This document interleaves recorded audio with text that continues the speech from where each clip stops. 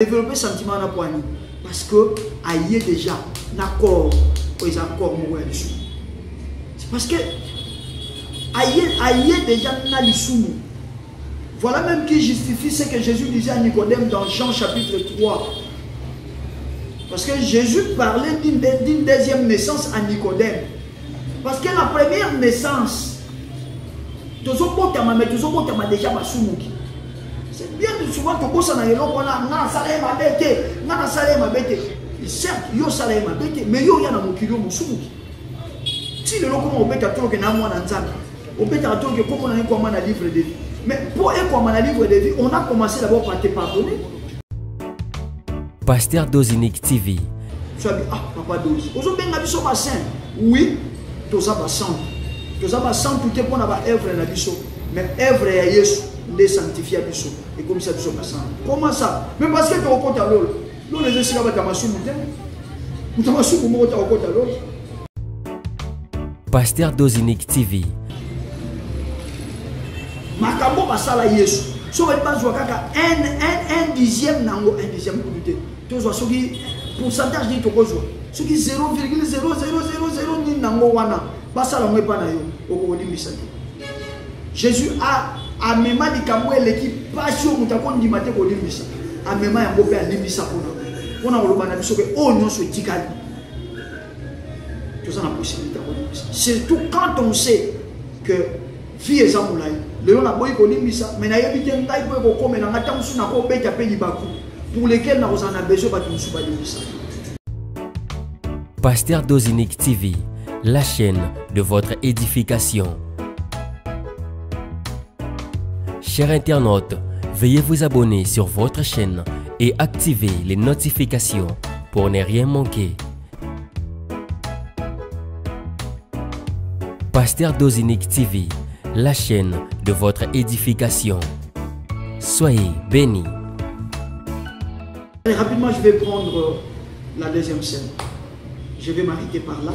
La deuxième scène, c'est la scène qui voit le pasteur Doz, voilà Yamoana, le pasteur Doz, venir et pas y avoir. Parce que dans la première scène, pour te décrypter, passer à la deuxième scène qui sont salis, devait passer seulement par Bongisa pour harmoniser avec Awa.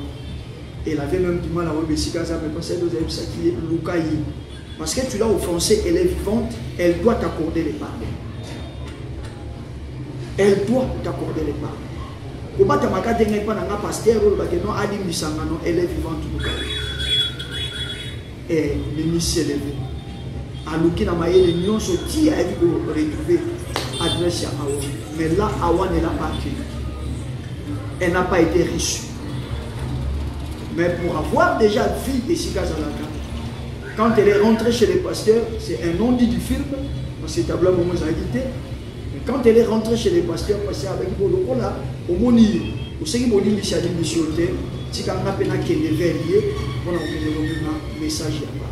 Ici, je m'adresse aux hommes et femmes Oyo, au Salamatubolam, je m'adresse à vous.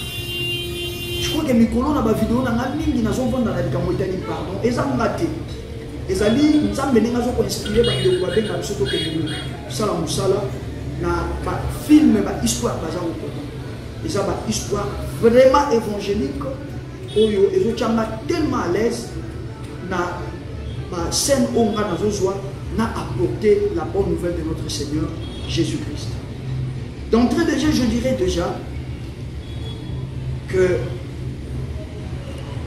spécificité, il y a christianisme, il y a christianisme, il y a chrétienté, il y a moi. La chrétienté, c'est la doctrine de la grâce. La chrétienté, c'est la doctrine de la grâce. Des expressions grâce, pardon, miséricorde, vous ne trouverez que chez nous les chrétiens. Et voilà qui fait de nous un véritable enfant de Dieu. Parce que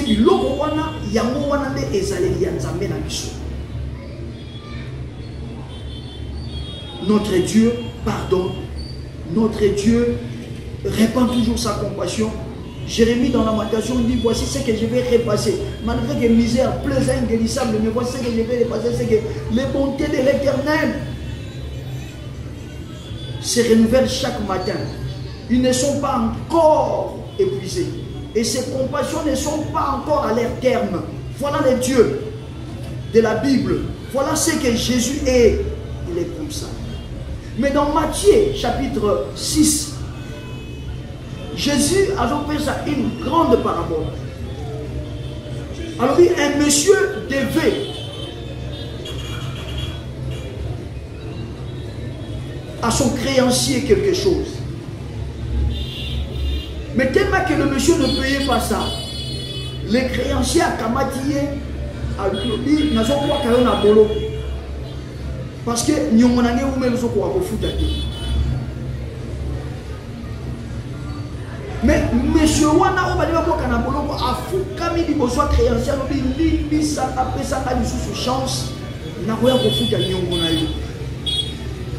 Et dans cette parabole Jésus dit nous toi na yo que lié mawa abiboli kambote okota suna bolo bote na roselati okufuta ngani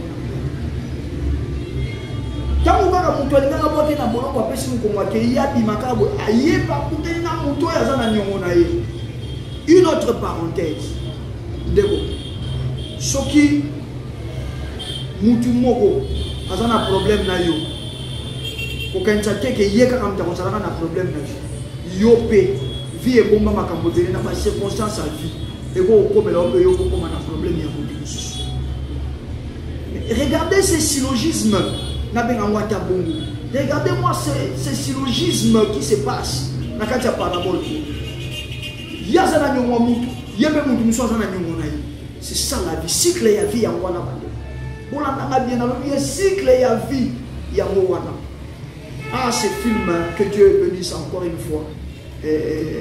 S'il a dit ça, Vincent Chiruizi et tout, que Dieu vous bénisse encore. Ce film. C'est des projets, ils ont fait ça là, dans sala, la scène expliquée pour que Banananzame va identifier, Banananzame va bima na ba bolo comme sous, parce que ba bolo comme sous on va nous quitter, ba prison sous, tout mais côté ça on prison mon. Le fait seulement que toujours il y a un principe à mon nez ma retambo la raté. Jésus dit il y a ba limisier, ntama zo bima kaka boye a kuti mtendo ngabiso na kanisi na ne ba ningi ba kwa kanga na bolo orso yo pesa kanga dena futa muto na mwanda munani ngai milenga te sona kanti ngai milenga na miso abati sona ngati sonyo ya yo kisinga abia kandi muto na zo ke kwa ke na muto na senge pa na ko yo kayote a kwa ke na kati ya bolo tanga kwa ke na kati ya bolo muto ya limbi sakiye ayoki samwana azongi atuli ami mais yo ngai na limbi sakiye yo koki ko limbi sayete. Et qu'est-ce qu'il a fait? Très fort. Très fort. Ce que vous voyez sur scène du pasteur 12 en train de demander à Awa de pardonner. Certes, ce n'est pas facile. Et d'ailleurs, avec le système des Abakou, il y a direct. Parfois, quand ça passe, on s'intéressera plus dans les commentaires. Je voyais pendant que Pasteur Dozazo exhortait Awa, les autres disent Awa Kolim Saïd. Les autres disent ah, et ça facilité, bon, ça n'a Awa Tanaï. Vous tous, vous avez raison. Parce que quand vous évaluez dimension, il y a souffrance, c'est tout à fait normal. Elle mourra dans le qui bomoto. Mais après, il faut voir que lorsque nous devenons chrétiens, nous ne sommes pas chrétiens parce que tous dans la Bible nous ne sommes pas chrétiens parce que tous dans le programme de l'église. Que mukolo ya suka avant to sambisa manzamba robengela biso Shadrach, robengela biso Meshach, robengela biso Abednego. Obi pona ni parce que biso to kenda à l'église, biso to kota ba séminaire. Atana ba réseaux sociaux to participer na ba culte pour eso ko leka surtout pour mande kwa libanda mboka ça dit to kota ba culte wana mais pas to misadu babeta 75 ans Pour la Belge, 75 ans, dans Babylone, bakenda église mokoti. Yo kanga bien, bakenda église mokoti. Kutu kuna bakoma yinde kochola bango mukolo musu bazwa bango ne tous les captifs balobi yale. Boye pela biso quelques chansons de Sion. Bakoma ko sakane na bango. Mais ces 4 jeunes hommes, Shadrach, Meshach, Abednego, Daniel, ces 4 jeunes hommes, sans aller dans un séminaire, il y a foi, sans aller dans un séminaire de délivrance, mais avec la connaissance de Dieu, avec la vie, ils ont démontré il faut pas ici. Quelqu'un dira, mais c'est là où c'est injuste. Ce n'est pas injuste. Parce que Yonangai, faut te réaliser, tu connais les chrétiens d'Engeni. Les sous, on a besoin de l'imbisamine d'Engeni. Parce que nous avons tout botama basumi, mais nous avons comme basam. Est-ce que quelqu'un m'a compris? C'est-à-dire, bisognos to botamaka, déjà dans les sous, on a péché originel, il y a Adam et Ève. Parce que les sous, il y a même pas de conséquences, pas maladie, pas kobanga.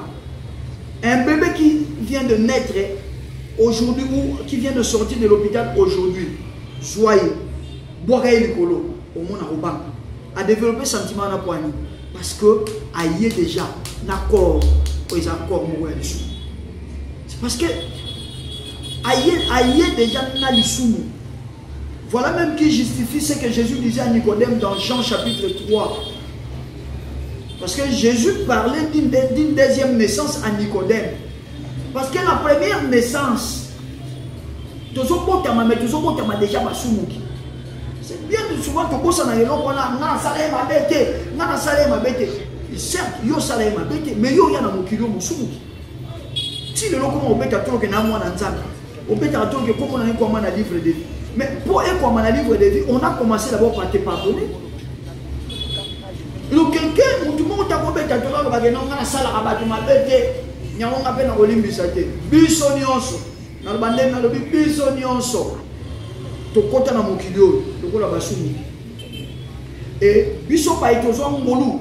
Ya koyamba Yesu Kristo Masia na mbomo ina biso lokwa mokonzi pe mobigisi biso ndesko lisumu wana elimbisa mato leka na deuxième na nouvelle naissance to botama ya sika. 2 Corinthiens chapitre 5 verset 17 elobi si quelqu'un est en Christ il est une nouvelle créature. Ma version sous second révision elobi il est une nouvelle création. Ba bandela biso ya ko bandela. Et c'est l'occasion de dire que peu importe doctrine nos amis, je te dis que vous avez un maçon utile. Au ça là-bas, 1 milliard, vous avez un maçon. Et c'est l'occasion pour moi d'être invité. Il y a un logo comme moi dans Zan. Et il n'y a pas une cérémonie dans ça. Et ça va dire qu'on dit que sur la croix là, Jésus-Christ, il a été pour toi. Et au Benga, il y a une vie, aïe, attends-moi. Et c'est fini. Comme on a dit, il y a un liste de saint. Tu as dit, ah, papa dose. Aujourd'hui, il y a un saint.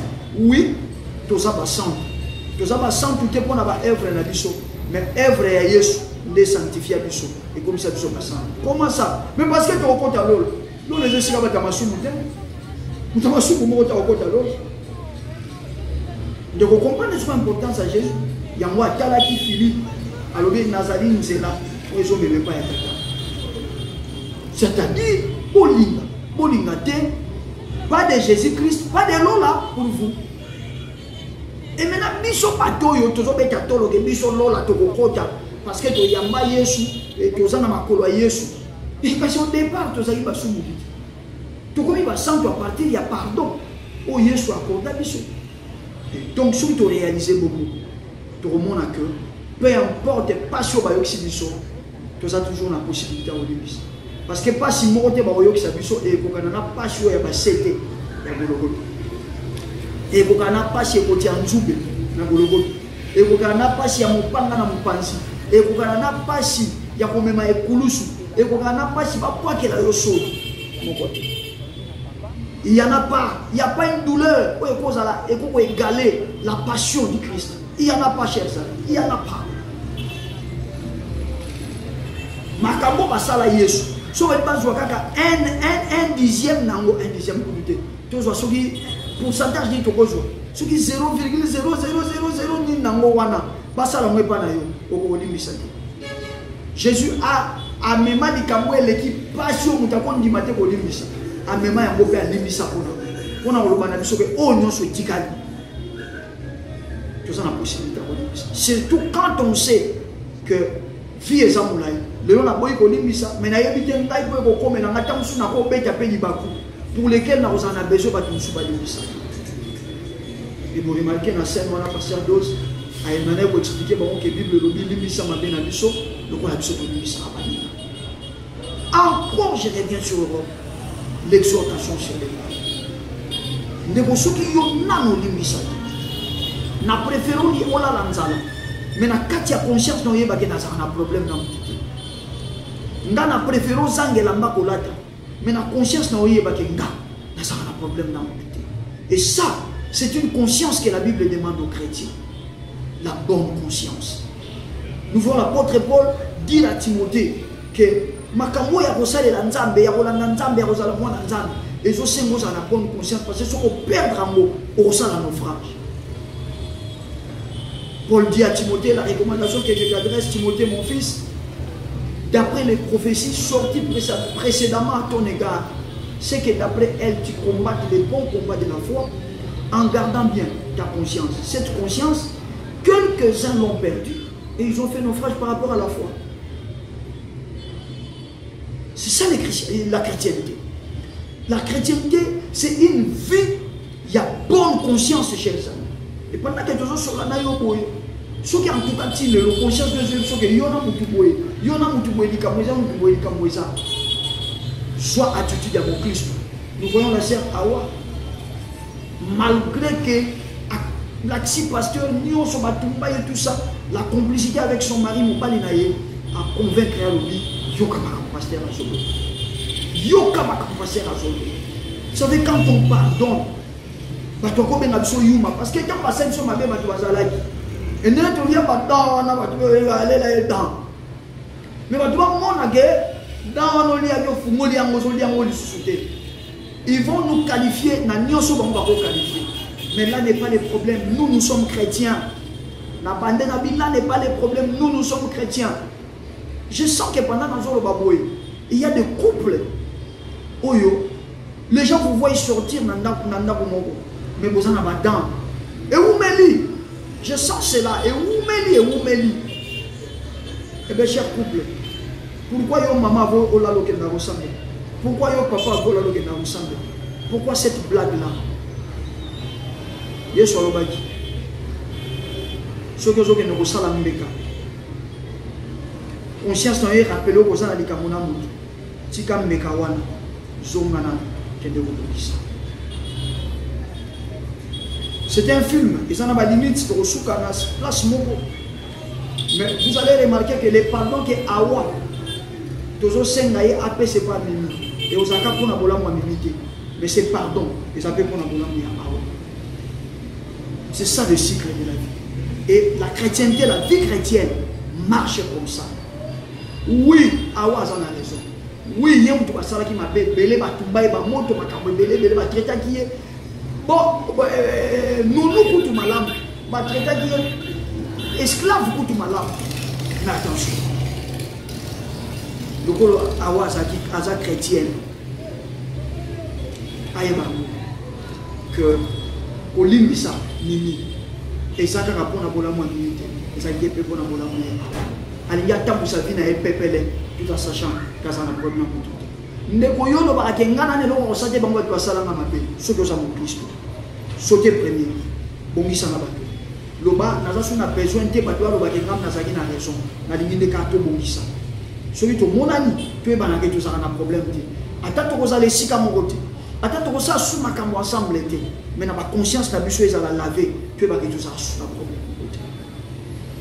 Je vais m'arrêter par là.